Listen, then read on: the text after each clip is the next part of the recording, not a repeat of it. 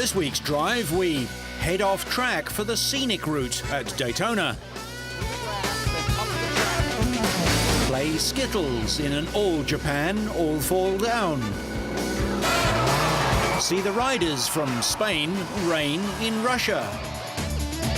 And look at the concept car that's not.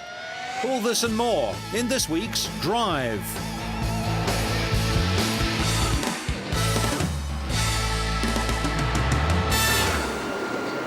The Qatar International Rally, second round of the Middle East Rally Championship, took place in and around Doha. Local driver Nasser Al-Attiyah was aiming for a fourth consecutive victory. Car 2 was driven by his arch-rival Sheikh Khalid Al Qassimi.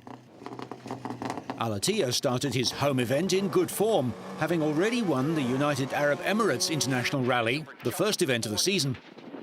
Al-Attiyah, partnered by British co-driver Chris Patterson, had the best possible start in his new Subaru Impreza, winning the first stage and moving 5.2 seconds ahead of the field after the opening day's 8 stages. The 2004 champion, Sheikh Khalid Al Qassimi, was forced out with a broken steering arm joint after just 2 stages, the same problem that put him out last year. His older brother, Sheikh Abdul Al Qassimi, was more successful. He finished the first day in second place, but dropped back to 4th place by the end of the rally. Misfa Al-Mari was also in the tight battle for second place. The Qatari driver was in a new Mitsubishi Evo 9. Al-Mari finished day 1 third, just 13 seconds behind Sheikh Abdullah. The second day saw a change in the windy and dusty conditions, with many wet sections close to the coast north of Doha. Khalifa Al-Attiyah, who retired in the first rally of the season, had a big improvement, finishing third, the same as last year. Misfa Al-Mari was slowed by a puncture on the first stage, but recovered to finish second overall, his best ever result in an international rally. But with Sheikh Khalid Al Qassimi sidelined early and finishing only 11th, nobody could catch Al-Attiyah. And at the head of the field, the 34-year-old was able to extend his lead out to a massive 7 minutes and 5 seconds for his 4th successive Qatar Rally victory. Misfa Al-Mari was second, another 7 minutes ahead of Khalifa Al-Attiyah. Nasser Al-Attiyah's victory maintains his 100% record in the Middle East Championship for 2006, with 2 wins out of 2. With Al-Attiyah coming home third behind Al-Mari, it was the first time that Qatari drivers had occupied all 3 places on the podium. The top 12 teams were all either in Subarus or Mitsubishis.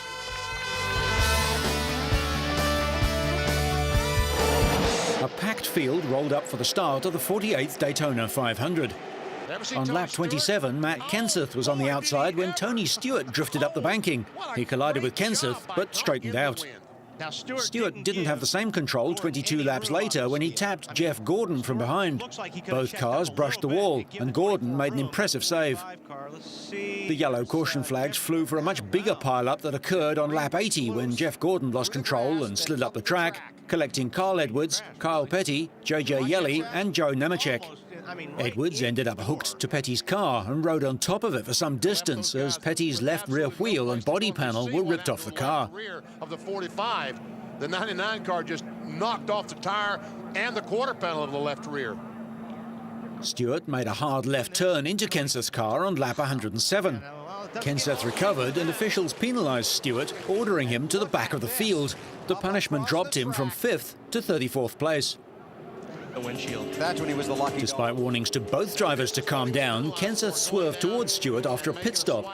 It was unclear whether Kenseth made contact. He radioed his crew, claiming it didn't, but the move was enough for NASCAR to penalise him. On lap 187, Jamie McMurray put Kurt Busch into the wall, puncturing a rear tyre on Busch's car and ending his race. Just before the caution flag came out, and with 13 laps to go, Jimmy Johnson had taken the lead from his teammate, Brian Vickers. So, just 10 days after his crew chief was kicked out for illegally altering his car, Johnson was leading the first race of the season. And then Bobby hits the wall. And Denny Hamlin runs in the back. McMurray then crashed with 7 laps to go, bringing out one final caution flag. It set up an overtime finish, but no one was able to challenge Johnson. The caution is Under the yellow flags, Johnson got to the checkered one to claim the Daytona 500 on his 5th attempt.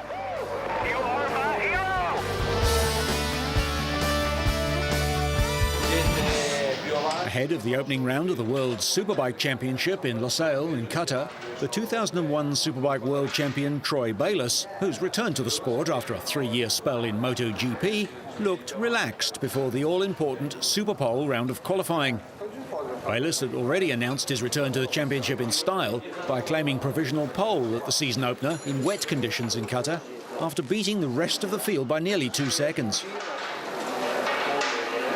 Meanwhile, the mechanics worked furiously on the Suzuki of reigning world champion and fellow Australian Troy Corser. Once the Superpole session began, James Toseland of England claimed 4th fastest time on the 2nd row of the grid. The 2004 world champion, who'd struggled badly during Thursday's rain and finished way down in 18th, was understandably delighted with 4th as the Honda finally managed a grip while cornering on his debut for the team. Elsewhere, Andrew Pitt of Australia took 3rd on his Yamaha YZF R1. Italian Lorenzo Lanzi rode his Ducati 999 to finish 2nd and on the front row of the grid, half a second off the pace of his teammate Bayliss. Lanzi earned his place in the factory team following 2 sensational wins in the closing rounds last year. Called into the squad to replace the injured Reggie Laconi at the Euro Speedway, Lanzi made the most of his opportunity, setting pole position first time out on the bike, picking up his maiden win in race 2. He proved that this performance was no fluke, taking a 2nd win in the final race of the season at Magny-Cours.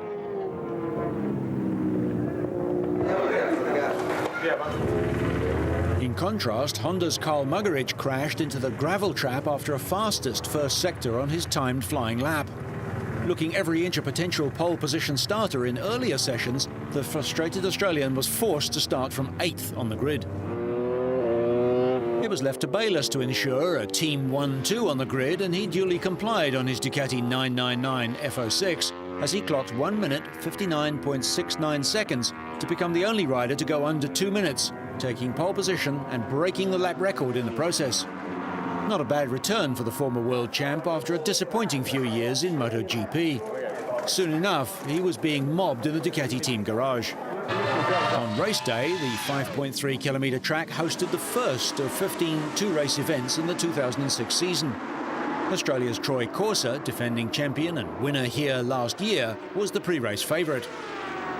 Lorenzo Lanzi's race came to an early end when he crashed his Ducati on the 4th of the 18 laps, but the Italian walked away unhurt and went on to finish 6th in race 2. At the head of the field, the race turned into a Japanese duel between Yamaha's Noriyuki Haga and Yukio Kagayama riding a Suzuki. But with half a lap remaining, the Japanese pair crashed into each other. Haga went down first and skittled his countryman, much to the dismay of the Suzuki team. It left the way open for Toseland, who worked his way through the field after a slow start. Toseland resisted Ducati's Troy Bayliss to take the win. Australia's Andrew Pitt claimed his first career podium, coming 3rd for Yamaha, and Corser was 4th. Race 2 was no less hard-fought, but with less drama, as riders came to grips with the intense heat, harsh light and dusty track. The race saw another intriguing battle in the closing stages. This time it was the 2 Australians, Corser and Bayliss, who went head-to-head over the last 2 laps.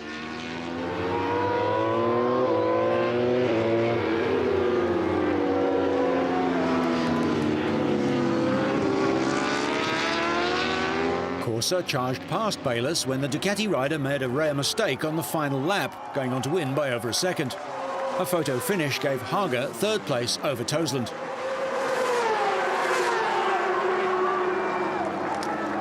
Race winners Corser and Toseland are level on 38 points, but with 2 second-place finishes, Bayliss leads the standings after the opening round with 40 points. The second round of the season will be held at Phillip Island in Australia, where Corser, Bayliss, Pitt and several other Australian riders will be going all out to win in front of their home crowd.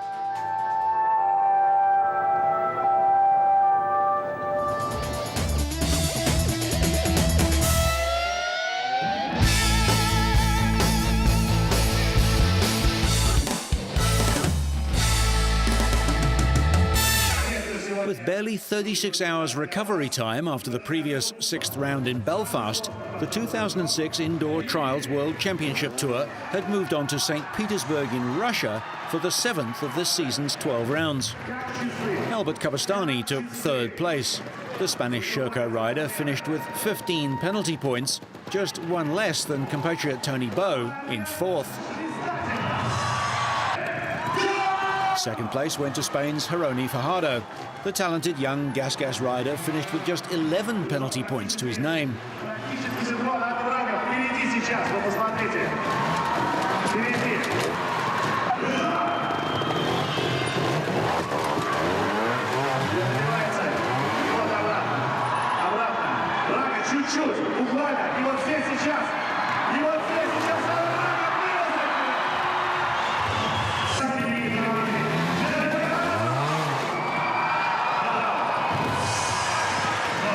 Out in front once again, though, was Fajardo's compatriot, the undisputed world #1, Adam Raga. Raga, the reigning outdoor world champion and the indoor world champion for the past 3 seasons, was a clear winner in St. Petersburg with only 5 penalty points on his gas, 6 less than Fajardo. Raga's 4th win of the season has consolidated his leadership at the top of the overall standings. With 62 points, he's 15 points clear of Kabastani. The fight is on for 2nd position, with 3 riders separated by only 7 points. Tony Bowe is 2 points behind Kabastani, with Fajardo a further 5 points back in 4th place. The tour will now move back to Spain. The island of Menorca will host the 8th round of the season.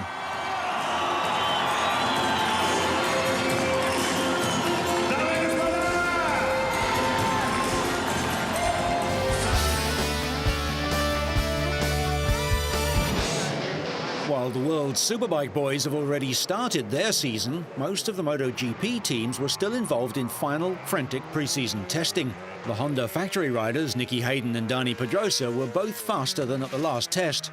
But Hayden had a rear-wheel grip problem and admitted that the feedback he gave the team was not up to his usual standard. Suzuki rider John Hopkins recorded the 4th fastest time, but teammate Chris Vermeulen finished down in 16th, and the Australian will be looking for an improvement. Makoto Tamada had to catch up with the other Honda riders, having missed 2 tests, but he worked on suspension and chassis settings, going 14th fastest. Another Honda rider, Casey Stoner, put in 13 laps before ending his day early, suffering with a shoulder strain from physical training. A MotoGP rookie, Stoner was 250cc runner-up last year. Ducati rider Loris Capirossi started on pole position for the Malaysian Grand Prix at Sepang a year ago, so a good performance was expected from the Italian. The end result, however, wasn't his best, and he finished 6th fastest.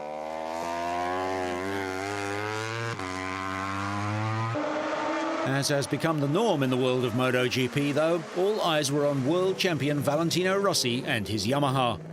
But the Italian spent most of the session trying to iron out the vibration problems that bothered him in Qatar, and he had to settle for the 5th fastest time.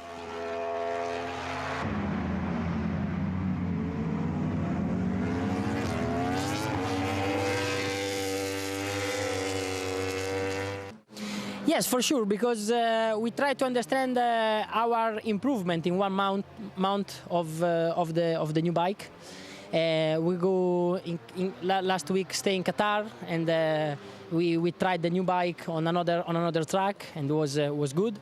Now we come here. We try to continue our development, and I'm happy about the bike. I think Yamaha make a great job during this winter. The bigger problem now is we have some hard vibration during the long corner, and this is quite bad for the lap time. But maybe we understand why, and in these 3 days we try to fix the problem for arrive ready at the first race. American Colin Edwards was marginally faster than his 7 times world champion teammate, lapping in a time of 2 minutes and 2 seconds to finish behind the fastest pair, Marco Melandri and Dani Pedrosa. Double 250cc world champion Pedrosa used his first outing in full Honda livery to claim the 2nd fastest time behind Melandri. Starting off the day conservatively, the young Spaniard slowly upped the pace while testing tyres for Michelin and set the 2nd fastest lap of the session, suggesting that he'll be a major threat in his first full MotoGP season. Melandri ended up on top, but the young Italian struggled to get his Honda out of corners thanks to rear wheel spin. However, he did find improved feel from the front end, and Melandri's best lap was a 10th inside Caparossi's pole position time.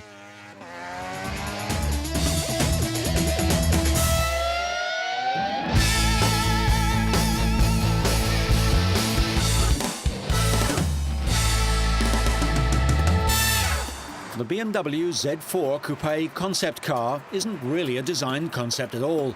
It's a production car we'll see later this year. As the name implies, it's a two-door, two-seater Z4 Roadster with a fixed roof. The fixed top allows the engineers to make it both stiffer and lighter, so it should offer an even better drive. From the nose to the A-pillars, the Coupe and the Roadster are identical, but from there the changes build upon each other. The Coupe loses the Roadster's tiny boot in favour of an attractive hatchback. Despite its size, weight and complexity, the liftgate treatment makes you wonder whether the Z4 didn't start off with a roof and the Roadster was developed from it. The side profile is fast and sleek, and never has a hardtop looked so much better than a convertible. The Z4 Concept's body is painted with an unusual matte finish, which shows off its hard creases and strong lines, which suggest a milled from billet solidity. Wherever the car has been shown, everyone loved the paint, so BMW stylists will do what they can to get it into production as soon as possible. BMW already uses a similar treatment for some of its motorcycles. In the cabin, the interior materials are stunning. Everything you touch feels expensive and very well made. Soft nubuck leather instead of coarse plastic, anodized and lacquered aluminium instead of cold hard steel, and neatly detailed knobs, switches and buttons, rather than look-alike items from the parts bin. Only the instrumentation, using tiny X3 gauges sitting in deep holes, could do with a makeover to make them easier to read. The show car is equipped with the latest iteration of the magical 3-litre inline 6-cylinder engine that makes 255 horsepower, and the production version will be equipped with the same engine. Governed at 250 kilometres an hour, the Glacier Silver showpiece can reportedly accelerate from 0 to 100 in 5.7 seconds. The eventual M Coupe, which should get a 370 horsepower engine, will have Porsche 911 levels of performance. With the positive response that this concept car has received at shows around the world, it will probably not suffer the limited production run of the coupe version of the Z3. BMW's earlier attempts at fitting a hardtop onto a Roadster produced only 11,000 of the Z3 coupes. BMW at one time attributed the development of the Z3 Coupe to a group of rogue designers who built the car secretly in a barn. It's fair to expect that the eventual production version of the Z4 Coupe will be a fine-handling car because it should be stiffer than the regular Z4, which already handles sweetly enough. To be produced at BMW's plant at Spartanburg in America, the first vehicles will be developed to customers as early as June. Still on the road, but looking for a little leisure, over 1 million people are registered with camping and caravan organisations in the UK alone, showing the market for outdoor activities. To meet this demand, the London Caravan and Outdoor Show had over 200 exhibitors showing the latest in caravans, canvas and mobile homes. Obviously, the appeal of caravanning and motorhoming is the fact that you can just take off whenever you want to, so flexibility is important. And in today's sort of like busy lifestyle, you know, you don't necessarily want the hassles of flying abroad with a family, or, you know, and going through all the delays possibly at the airport that we've been experienced recently. And you know, caravanning and camping offers quite a bit of versatility. You can tow whenever you want to, hook up whenever you want to. At a moment's notice, get the kids involved, and you know, just nip off into the countryside. And if the weather's not nice, of course, you can then hitch up and move on. Today's caravans have modern amenities as customers get more demanding and want home comforts when they're on holiday. Luxury model caravans can cost the price of a small house. The Fifth Wheel Company have only been making caravans for 3 years. Their caravans are hitched directly onto the back of a vehicle and have won design awards from the UK's Caravan Club. Inside, their products are 25% bigger than traditional caravans, and they have a higher standard of finish, which is attracting buyers. People aren't specifically looking for us. When they find us, they see that this product suits their needs the best.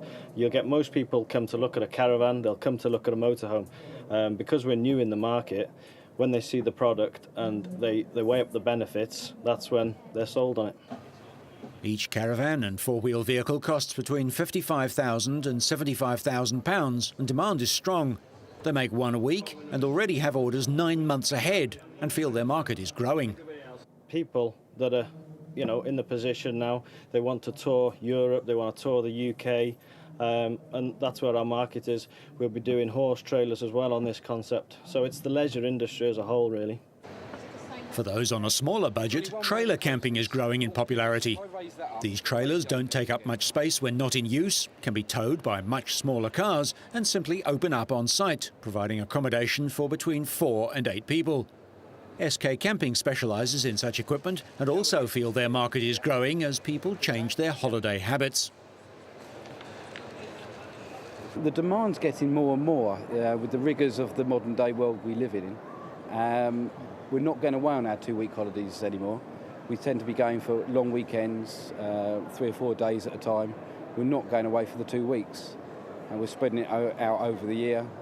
With something like this, it depends on the weather. If the weather looks good, you could go away that weekend and have a short break. The show attracted 40,000 cashed-up visitors. SEMA is the premier American automotive products show. Las Vegas hosted some of the automotive industry's brightest minds and hottest products, and the show attracted more than 100,000 industry leaders from over 100 countries. SEMA is a Specialty Equipment Manufacturers Association. That's what it stands for. The show's been around for a number of years, and it really is a place for people to showcase all the aftermarket kind of equipment. SEMA drew attendees to its 2 million square feet of exhibits where manufacturers of sound systems, performance parts, body kits and customizing equipment displayed their wares. This is where you're going to see every product, every showcase of anything from wheels, tires, anything you can put on a vehicle after it's purchased. And for those of us that are car guys and car girls, this is the place to be. I mean, you're going to see it all. Automotive technology is growing at a rate faster than ever seen before. From hydrogen-powered roadsters to military vehicles equipped with anti-terrorist gadgets, manufacturers race to bring the latest and best gadgets to cashed-up buyers. We didn't want to just make a cool car or cool truck for the SEMA show this year. Our project team wanted to come up with some sort of theme, give them some kind of motivation to build it. The show is divided into 12 sections, each showcasing a variety of new features. There are also educational seminars, product demonstrations and networking opportunities. One of the most exciting exhibits at the show was the introduction of the US military's new anti-terrorism vehicle, Smart Truck. Smart Truck is a U.S. Army program in which we were trying to find commercially based automotive technologies that would have dual-use capabilities. The vehicle is designed to be the next wave of military technology. Aside from the top-mounted machine gun, most of the weaponry on the vehicle is non-lethal. We have a perimeter defense system that's capable of administering pepper spray as well as smoke obscurant. We have the F-class systems, which is a RPG interceptor type of technology based off of acoustics technology. This year boasted over 1,100 new products and innovations. The car industry is entering a stage of advancement formerly existing only in science fiction, and SEMA is the leading place to witness some of the most exciting developments in automotive technology. So, whether you're doing as you're told in the desert or getting up close and personal at Daytona, so you stay on track and up to speed, make sure you catch next week's Drive.